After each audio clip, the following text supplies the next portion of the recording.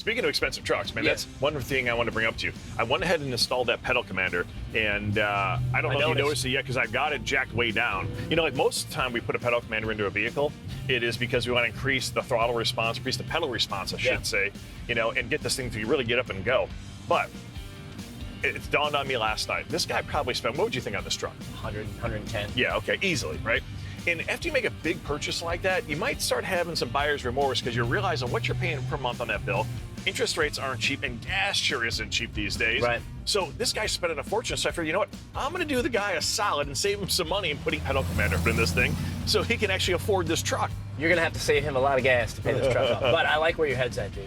I love the installation of the pedal commander.